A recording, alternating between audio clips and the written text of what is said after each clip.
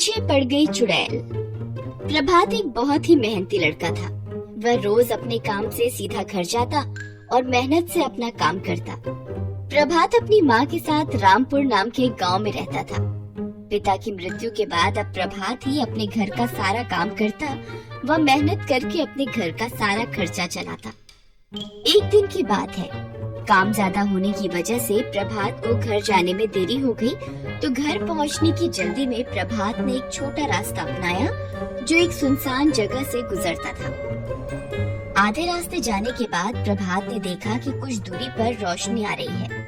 प्रभात ने पास जाकर देखा तो वहाँ पर कुछ लोग एक कार्यक्रम देख रहे थे। प्रभात भी उसी भीड़ के पास जाकर देखता है कि वहाँ पर एक महिला नृत्य कर रही थी और साइड में ही एक हारमोनियम और तबला वादक भी बैठा हुआ था। इतनी भीड़ को वहाँ देखकर प्रभात भी उस नृत्य को देखने का मजा उठाने लगा। प्रभात सबसे पीछे खड़ा था। तभी प्रभात को एहसास होता है कि उसके पीछे कोई खड़ा है। इससे पहले कि वह पीछे मुड़कर देखता, किसी ने उसके कंधे पर एक हाथ रखा। प्रभात एकदम से डर जाता है और देखता है कि वह तो एक सुंदर महिला है, जिसके सुंदर रूप को देखकर प्रभात मंत्रमुग्ध हो जाता है और पूछता है, इतनी रात गए तुम यहाँ क्या कर रही हो? क्या तुम्हें मुझसे कुछ काम है? मेरा नाम मोहिनी है और मैं यहाँ पास में ही रहती हूँ। मोहिनी की सुंदरता को देखकर प्रभात एकदम मंत्रमुग्ध हो गया था और मोहिनी से बातें करने लगा। थोड़ी दूर साथ चलने के बाद प्रभात ने मोहिनी से कहा, मैं तुम्हें तुम्हारे घर तक छोड़ देता हूँ। तुम कहाँ रहती हो? मैं यहाँ से काफी दूर रहती हूँ, मुझे जाने में देर होगी। प्रभात ने मौके का फायदा उठाकर मोहिनी को कहा, अगर तुम्हारा घर दूर है तो तुम मेरे घर चलो। ठीक है, हम तुम्हारे घर ही चलते हैं। दोनों बातें करने में इतने मग्न हो गए थे कि उनको दुनिया का कोई होश ही नहीं था और ऐसा रोज होने लगा। प्रभात सुबह उठकर अपने दफ्तर को जाता और आते हुए जानबूझकर लेट हो जाता और रोज आकर उस भीड़ में खड़ा हो जाता और पीछे से मोहिनी उसको रोज बुलाती। प्रभात मुड़कर उससे बातें करता और रोज उसको अपने घर ले जाता। मोहिनी से पूरी रात बातें करता और सो जाता। प्रभात को मोहिनी से बात करने की आदत सी लग गई थी और इस आदत का प्रभात को खुद भी पता नहीं चल सका कि वह मोहिनी से बात करने का आदी हो गया है। एक दिन प्रभात मोहिनी से बात करके सो गया और जैसे ही वह आधे घंटे बाद उठा तो उसने देखा कि कमरे में मोहिनी नहीं थी और इस तरह 2 महीने बीत गए। फिर एक दिन प्रभात की माँ ने प्रभात से पूछा, बेटा आजकल तुम ठीक से खाते पीते नहीं हो, कहाँ खोए रहते हो? कोई बात है जो तुम मुझसे छुपा रहे हो? रात को भी देर से आते हो, सब ठीक चल रहा है ना? माँ, पता नहीं आजकल मुझे कुछ ठीक नहीं लगता है। ना कुछ खाने पीने का मन करता और न ही काम पर जाने का मन करता। बेटे की यह बात सुनकर माँ को बहुत चिंता होती है और अगले ही दिन गांव के एक वैद्य जी के पास जाती है और सारी बात बताती है कि कैसे प्रभात आजकल बदला बदला सा लग रहा है। वैद्य जी सारी बातें सुनकर प्रभात की माँ को एक औषधि देते हैं और बोलते हैं, यह औषधि प्रभात को रात को दूध में मिलाकर दे दें।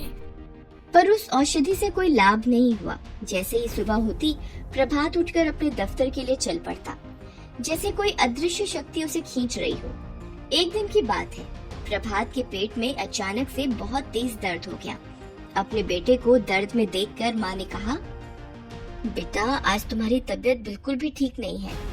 लगता है वैद्य जी की दवाई भी तुम्हारे ऊपर खास असर नहीं कर रही है। आज तुम ऐसा करो, दफ्तर मत जाओ और आज घर पर ही रहकर आराम करो। पेट की ज्यादा दर्द को देखते हुए प्रभात ने कहा, ठीक है माँ, आज पेट में बहुत दर्द है, मैं दफ्तर जा नहीं पाऊंगा।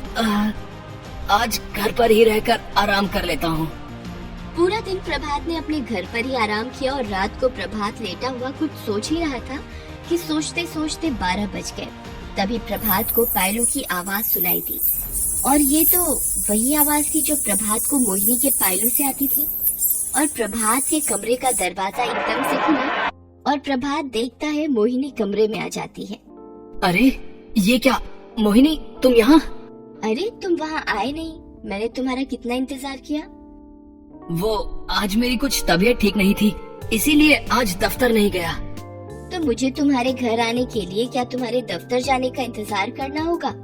इसीलिए मैं खुद ही आ गई तुमसे मिलने। मोहिनी की ये बात सुनकर प्रभात को थोड़ा अजीब लगा, पर उसे भी मोहिनी से बात करना बहुत अच्छा लगता था, तो दोनों बैठकर बातें करने लगे। प्रभात के मन में अभी भी यही चल रहा था कि मोहिनी यहाँ क्यों और कैसे आ गई। बातों बातों में प्रभात का हाथ मोहिनी की कमर पर पड़ा और कमर पर हाथ रखते ही प्रभात एकदम से डर गया। उसने अपना हाथ हटा लिया क्योंकि मोहिनी की कमर साड़ी के पल्लू से ढकी हुई थी और ऐसा महसूस हुआ था कि जैसे वह एक सिर्फ हड्डियों का कंकाल है, कोई असली इंसान नहीं। तब प्रभात ने थोड़ी हिम्मत जुटाई और मोहिनी से कहा, अच्छा, आज मेरी तबीयत कुछ ठीक नहीं है, इसीलिए मैं दफ्तर भी नहीं गया था। हम कल मिलते हैं। मुझे उसी जगह पर मिलना जहाँ हमेशा मिलते हैं।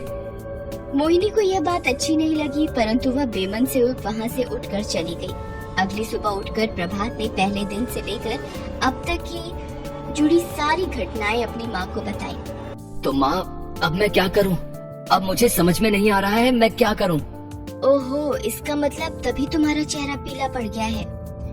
वह लड़की ठीक नहीं है। मैं अभी ही पास के ही गांव में एक प्रसिद्ध तांत्रिक के पास जाती हूँ। माँ बहुत चिंता में पड़ जाती है और उसी दिन पास ही के गांव के एक प्रसिद्ध तांत्रिक के पास जाती है, जो भूत प्रेत, चुड़ैल, डायन आदि के बारे में काफी जानकारी रखते थे। प्रभात की माँ उस तांत्रिक के पास गई और अपनी सारी बातें कह सुनाई, और तांत्रिक ने सारी बात सुनकर प्रभात की माँ से कहा, ठीक है, प्रभात से कहना कि कल जब वो काम पर जाएगा, रात को हमेशा की तरह उस लड़की को अपने घर ले आएगा। ऐसा कहते हुए तांत्रिक ने प्रभात की माँ के हाथ में काला धागा थमाया और कहा, जब वो लड़की बात करके प्रभात के कमरे में सो जाएगी, तब प्रभात को ये काला धागा उसके पैर में बांधना होगा। तांत्रिक के सामने हाथ जोड़कर प्रभात की माँ घर को लौट आती है और प्रभात को सारी बात बताती है। अगली सुबह प्रभात उठकर अपने दफ्तर गया और हमेशा की तरह शाम को मोहिनी को अपने घर ले आया। प्रभात इंतजार ही कर रहा था कि कब सारी बातें करके मोहिनी सोएगी, और जैसे ही मोहिनी सोई, प्रभात ने झटपट उसके बाएं पैर पर काला धागा बांध दिया और प्रभात सो गया। जब सुबह प्रभात सोकर उठा तो उसने देखा कि मोहिनी वहाँ से जा चुकी थी। थोड़ी ही देर में तांत्रिक भी प्रभात के घर पहुँचते हैं। क्या तुमने वो धागा उसके पैर में बांध दिया था? जी बिल्कुल, जैसा आपने कहा मैंने वैसा ही किया। सुबह जब मैं सोकर उठा तो देखा वो घर पर नहीं थी। अब हम क्या करें?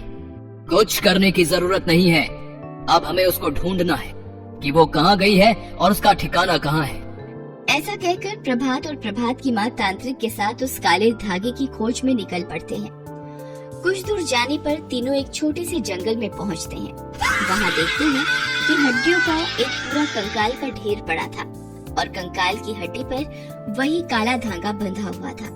हे भगवान, तो यही थी वह लड़की जो रोज मेरे बेटे के पीछे पड़ी हुई थी। लड़की नहीं है, ये एक चुड़ैल है जो आपके बेटे का पीछा करती थी। आपने समय रहते मुझे ये सब बता दिया, नहीं तो आज आप अपने बेटे को नहीं बचा पाती। आपकी बात तो ठीक है, लेकिन अब हमें क्या करना होगा? करना क्या है, ये सारे कंकाल उठाओ और इसे अपने घर लेकर चलो। मैं तांत्रिक विधि से इनको नष्ट कर दूंगा। लेकिन वो जो उधर नाच गाना होता था, वहाँ पर काफी भीड़ होती थी। वो सब छलावा था, और जिस भीड़ की तुम बात कर रहे हो, वो भीड़ इंसानों की नहीं, भूतों की थी। यह बात सुनकर प्रभात बहुत डर जाता है और प्रभात की माँ बोलती है, तुम्हें मैंने कितनी बार कहा है कि तुम रात को दफ्तर से देर से मत आया करो, पर तुम मेरी सुनते कहाँ हो? यह देखो, आज तुम्हारे पीछे एक चुड़ैल पड़ गई। आप चिंता ना करें, अभी बात सुधर सकती है।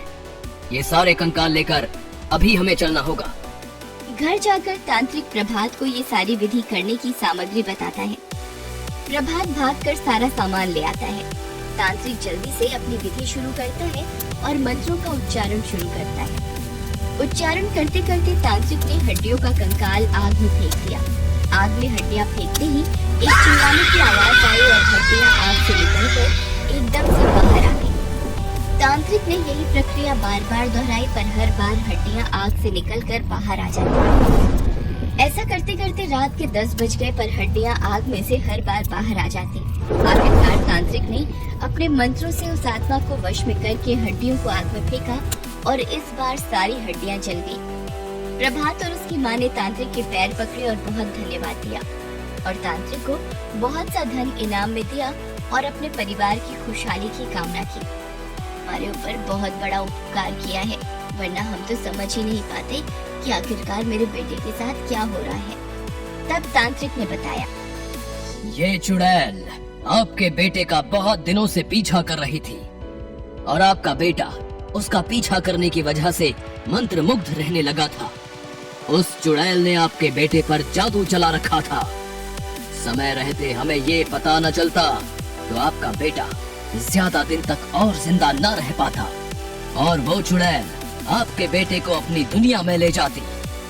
और तब प्रभात ने प्रण लिया कि अब रात को होने वाले ऐसे किसी भी समारोह में हिस्सा नहीं लेगा और अगले ही दिन से प्रभात सीधा अपने दफ्तर जाता और सीधा अपने घर लौट आता। और इस तरह प्रभात और उसकी माँ खुशी खुशी बिना किसी डर के रहने लगे।